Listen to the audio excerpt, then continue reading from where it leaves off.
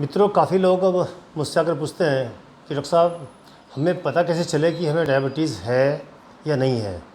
तो आइए मैं आपको कुछ लक्षणों के बारे में बताऊंगा डायबिटीज़ के, जिससे आपको आइडिया हो सकता है कि शुगर आपको है या नहीं है। जो सबसे कॉमन लक्षण है, पहले उनकी बात करता हूँ। सबसे इम्पॉर्टेंट लक्षण होता है पेशाब ज़्यादा आना। ख़ास तौर से रात को भी मरीज़ को बाथरूम करने के लिए उठना पड़ता है। दूसरा लक्षण होता है प्यास ज़्यादा लगना, क्योंकि जब पेशाब ज़्यादा आएगा तो प्यास भी ज़्यादा लगेगी। तीसरा लक्षण होता है कमज़ोरी। मरीज़ कहता है कि जी मैं सब कुछ खाता हूँ, फल फ्रूट, दूध, काजू बादाम, उसके बावजूद भी शरीर में ताकत नहीं है। और साथ ही वज़न का घटना, धीरे धीरे वज़न का गिरना, ये तो है आम लक्षण।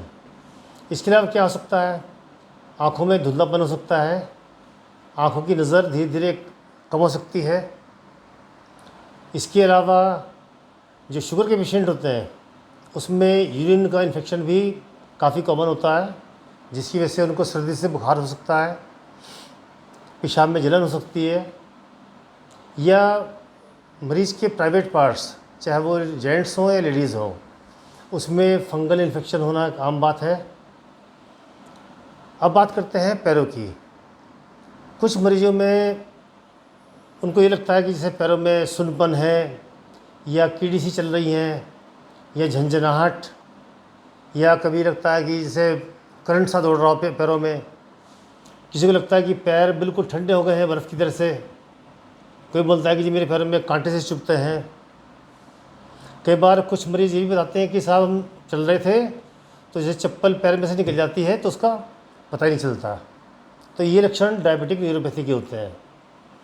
इसके अलावा अगर पैर में कोई छाला है, कोई फफोला है, या कोई जख्म है और वो ठीक नहीं हो रहा है, 15 दिन, 20 दिन, 1 महीना हो गया पट्टी करवाते हुए, या पैर की उंगली में कालापन आ गया है, नीलापन आ गया है, ये लक्षण भी डायबिटीज़ का हो सकता है।